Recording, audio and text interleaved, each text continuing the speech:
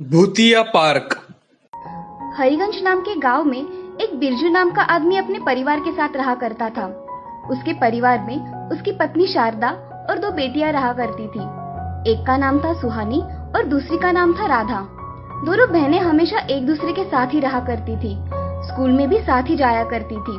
खेलने के लिए भी वो हमेशा एक साथ ही जाया करती थी। एक दिन सुहानी और राधा अपने दोस्तों के साथ पार्क में खेलने गई थी। तभी एक जगह सारे बच्चे जमा होकर लुका छुपी खेलने का सोचते हैं। तभी सुहानी, चलो राधा, हम झूले पर झूलते हैं। नहीं, मुझे मेरे दोस्तों के साथ लुका छुपी खेलनी है।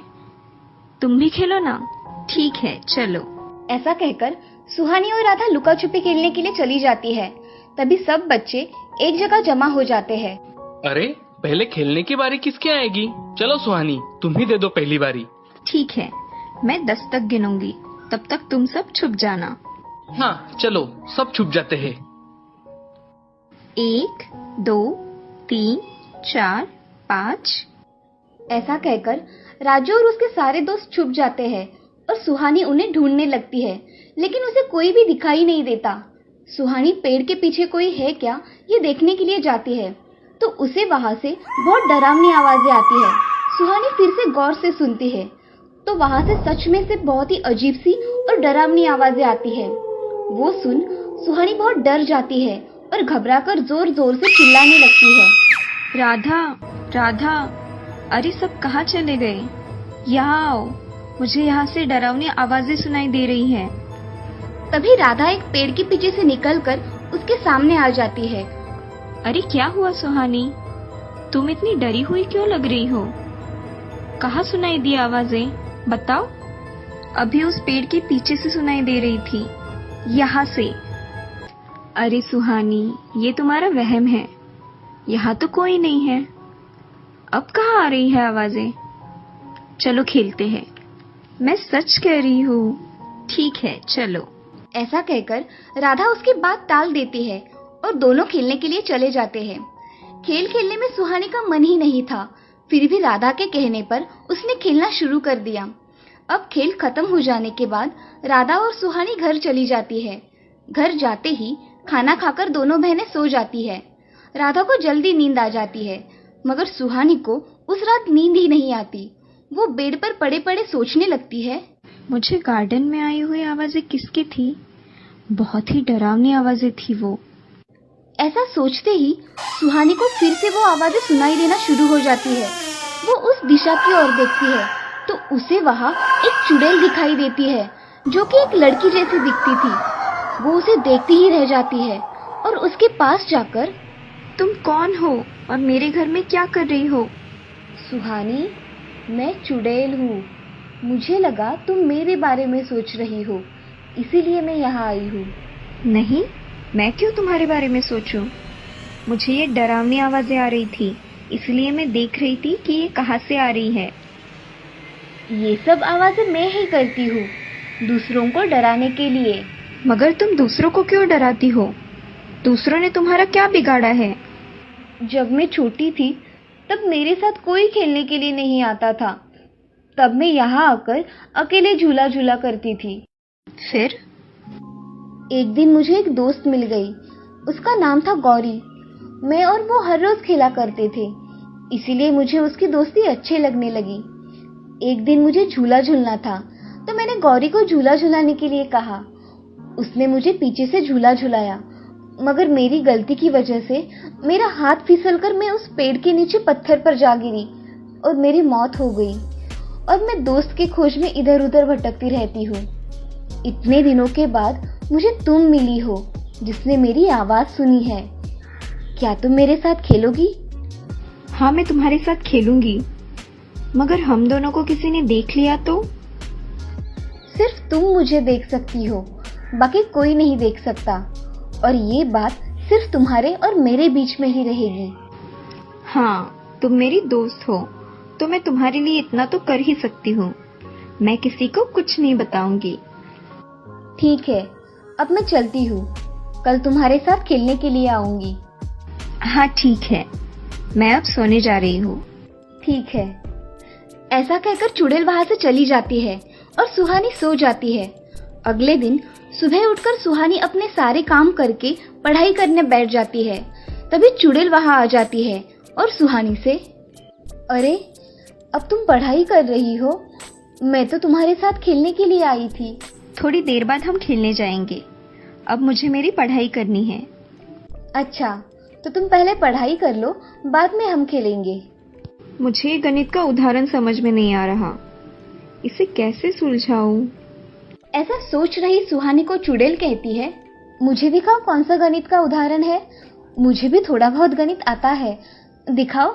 ऐसा कहकर चुड़ैल सुहानी का बुक देखने लगती है और फिर कहती है कि अरे सुहानी, ये गणित मुझे आता है, लाओ मैं तुम्हें गणित समझा दूं। सुहानी उसकी बातें मानकर उसे अपना बुक दे देती है और चुड़ैल सुहानी को वो उदाहरण समझा के उसकी कॉपी में लिखवा देती है। अब सुहानी का होमवर्क चुड़ैल ही किया करती थी और इन सब में सुहानी बड़ी खुश थी। ये सब देख राधा बड़े आश्चर्य से उसकी गणित की कॉपी देखती है और उसके गणित के सारे उदाहरण सही तरीके से लिखे हुए देख राधा सुहानी से कहती है, अरे सुहानी, तुमने इतना कठिन गणित भी सुलझा लिया, ये तुमने कैसे किया?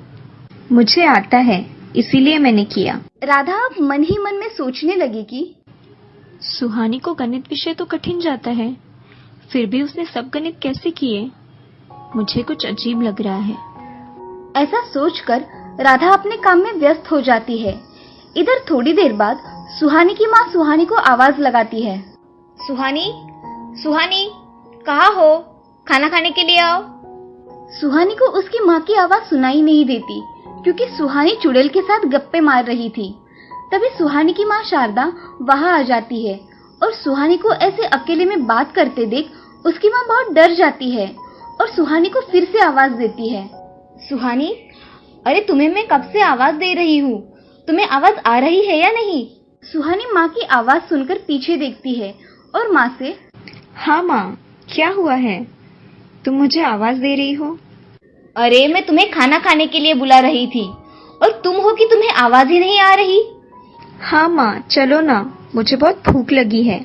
ऐसा कहकर सुहानी माँ के साथ किचन में चली जाती है और अपने खाने की थाली लेकर जाने लगती है। तभी माँ सुहानी से, सुहानी, राधा भी यही खाना खा रही है, तुम भी यही बैठकर खाना खाओ। नहीं माँ, मुझे मेरे कमरे में जाकर खाना खाना है, प्लीज। ठीक है, जाओ। सुहानी उसकी थाली लेकर कमरे में चली जाती है और वहां जाकर सुहानी चुड़ैल के साथ खाना खाने के लिए बैठ जाती है।